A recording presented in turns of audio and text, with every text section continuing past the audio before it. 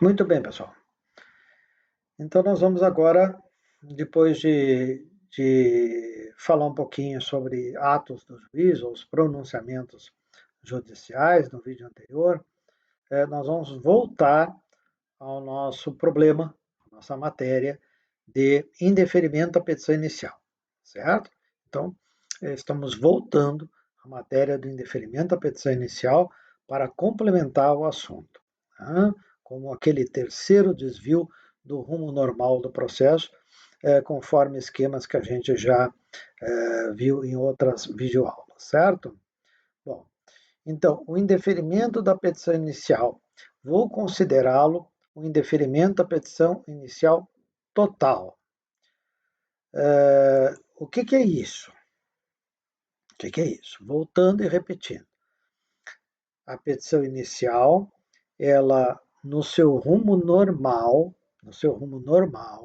ela vai conclusa ao juiz, ela deve preencher todos os requisitos do artigo 319, ela mostra ao juiz que estão presentes as condições da ação, que estão presentes os pressupostos processuais, e o rumo normal da nossa petição inicial, ela deve ser o artigo 334, ou seja, a admissão da demanda com a determinação de citação do réu e designação de uma audiência de conciliação e mediação. Certo, pessoal? Esse é o rumo normal do processo. No entanto, nós estamos ainda analisando aquele terceiro desvio chamado de indeferimento da petição inicial, que é o contrário da admissão da demanda e que está estabelecido no artigo 330. Nós vamos parar no artigo 330. Então, se a petição inicial, após, evidentemente, possibilidade de emenda da petição inicial, que é o artigo 321, tudo a gente já viu. Né? O juiz não vai indeferir a petição inicial de forma total, sem dar uma oportunidade de correção dela. É claro que o 321 impõe essa obrigação ao juiz, pelo princípio, inclusive, da economia processual. Mas vamos assim considerar que o juiz chegou à conclusão, após tentativas de emenda da petição inicial, que ele vai ter que abortar o processo agora. Ele vai ter que extinguir, infelizmente, mas ele vai ter que extinguir a relação processual. Ele vai ter que extinguir, então, o processo no início da fase postulatória. Professor, isso acontece? Sim, acontece. Vou dizer para vocês até com uma certa frequência, né? Mas não é o normal, não é o comum. Muito bem. Então, se o juiz chegou à conclusão, né, de que o 330 incide e que não tem saída, a não ser a extinção do processo, o juiz ele vai proferir, se vocês já viram o vídeo anterior, já que ele vai por fim a o processo de conhecimento, que é isso que nós estamos tratando, incidindo uma das hipóteses, no caso, a hipótese do artigo 485, inciso 1, qual a natureza jurídica do ato do juiz? É essa a pergunta da prova. E vocês, pessoal, estão próximos de uma prova. E eu pergunto isso. Qual a natureza jurídica do ato que indefere, o ato do juiz que indefere a petição inicial? A resposta é essa. É uma sentença sem resolução do mérito. Deu fundamento legal. Artigo 203, parágrafo 1º, combinado com o artigo 485, inciso 1º, certo? Sobre a natureza jurídica do ato do juiz que indefere a petição inicial. Essa é a pergunta certa da prova, tá? Ok? Então, proferida uma sentença sem resolução do mérito, eu posso ter essas situações que vocês podem ver no esquema que eu coloquei aqui ao meu lado na nossa tela. Proferida a sentença, as partes são intimadas, né? No caso, a parte autora, ela é intimada, e ela pode se conformar, né?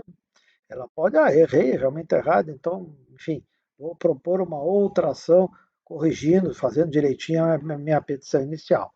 Então, pode acontecer essa situação. Proferiu sentença, não teve recurso, porque o recurso cabível seria a apelação, então, não tem apelação, tá? Recurso contra sentença para reforma é o recurso de apelação, adiantando, então, como eu disse, a matéria. No caso, nessa primeira situação que vocês estão vislumbrando, não houve apelação. Se não houve apelação, é óbvio, né, que vai acontecer aquilo que a gente chama trânsito em julgado. Anotem aí no caderno de vocês o que é isso. Vamos adiantar um pouco essa matéria, tá? Então anotem aí. O trânsito em julgado é um fenômeno processual em que, em razão, estou ditando, né? Em que, em razão da preclusão, podem abrir um parêntese, perda da oportunidade de praticar o ato no processo, ou, fecha parênteses, ou pelo esgotamento da via recursal,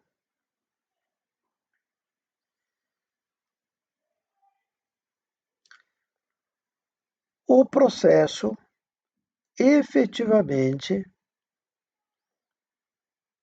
tem o seu fim. Conceito bem simples para curso de graduação no quarto semestre.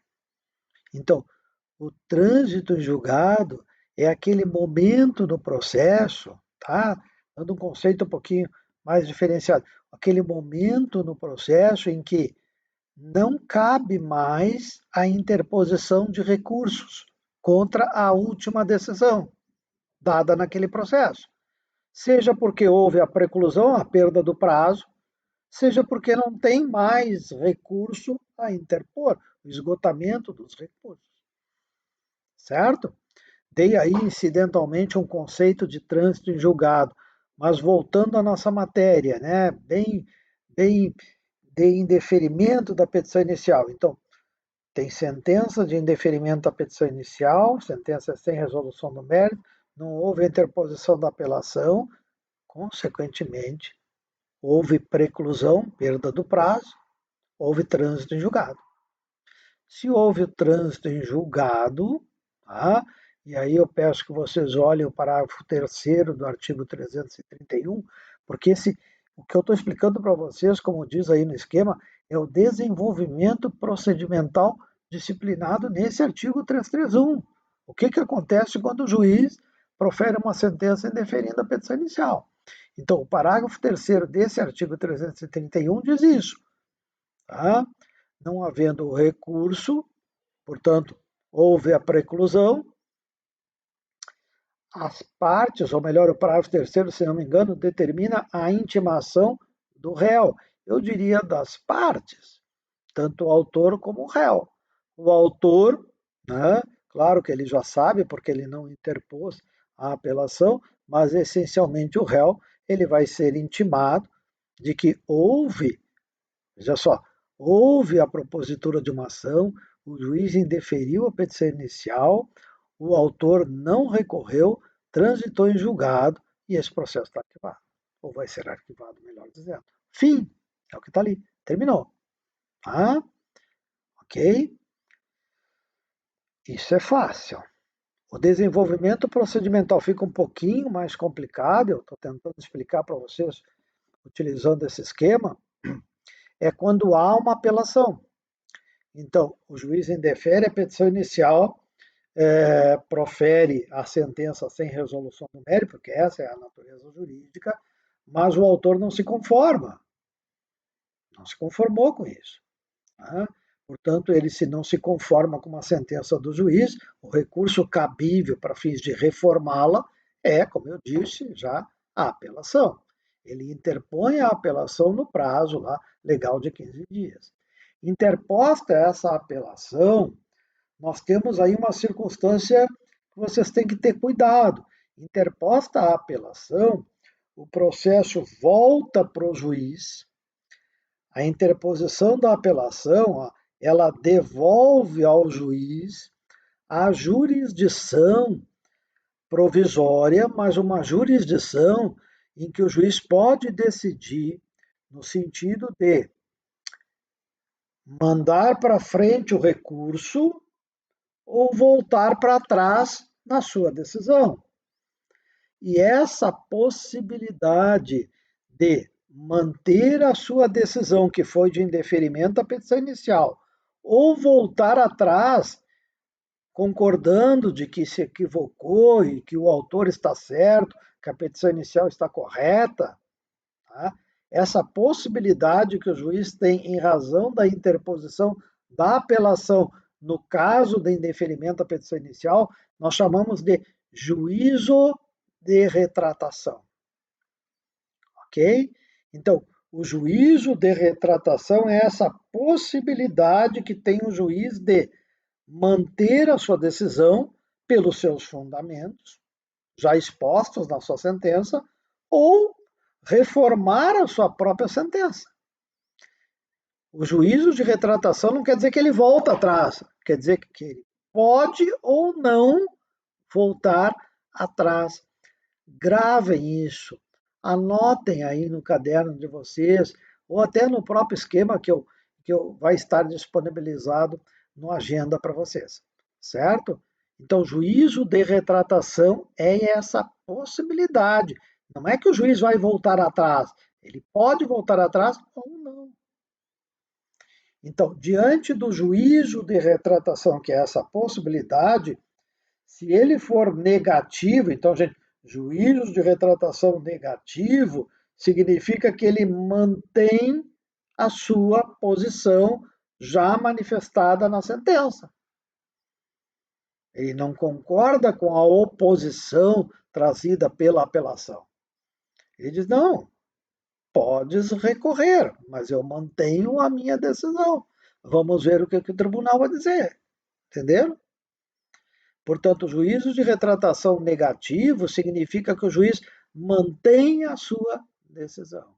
E nesse caso em que ele mantém a sua decisão, em que o juiz é chamado negativo, vejam só, determina esse 331 de que o réu deverá ser citado, anotem, citação do réu, e não apenas intimação do réu. Aqui vale uma diferenciação incidental, terminológica, que vocês, por favor, anotem aí no caderninho de vocês, porque não está no esquema. Tá? Eu sei que mais adiante eu vou voltar a falar sobre intimação e citação, mas desde já anotem. A intimação tem como objetivo dar conhecimento às partes, autor ou réu, autor e réu pode ser também, de ato praticado no processo ou da possibilidade de praticar ato do processo. Isto é intimação. Citação é maior que isso. Citação, na realidade, é o ato que chama o réu ou terceiro, a gente vai ver isso, como eu já disse em outra aula melhor, ao processo.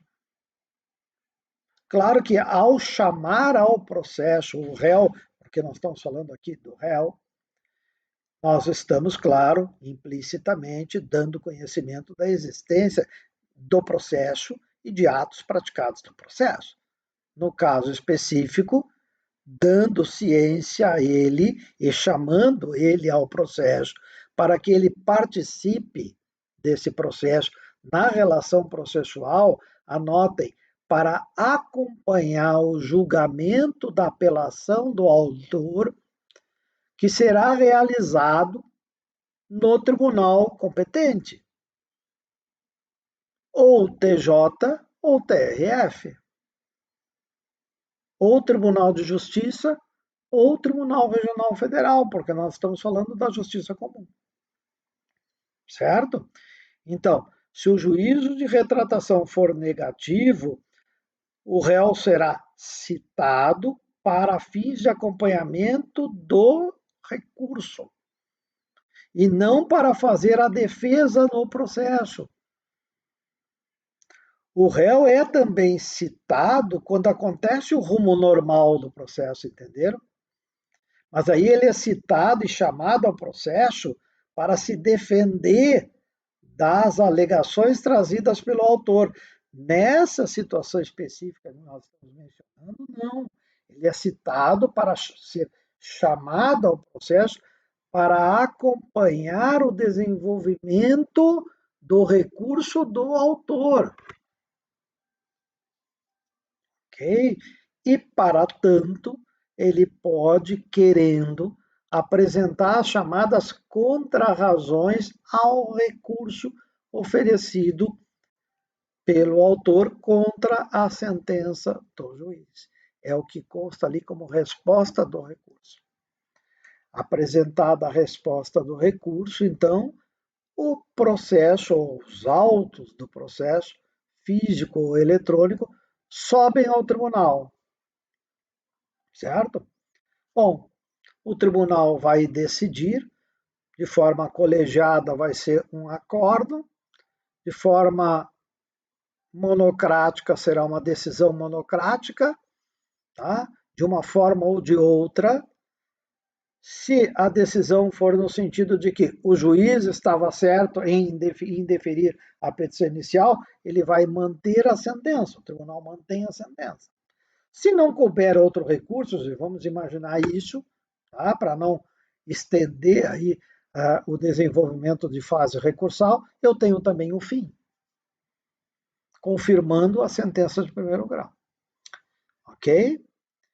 Todavia, se no tribunal a decisão for o juiz estava errado, o autor na sua apelação está certo, portanto, o tribunal vai reformar a sentença do juiz e vai devolver, e aí complementem o esquema, ele reforma a sentença e, consequentemente, volta o processo, os autos do processo, ao primeiro grau de jurisdição, aquele juiz, para aquele juiz que tinha indeferido a petição inicial.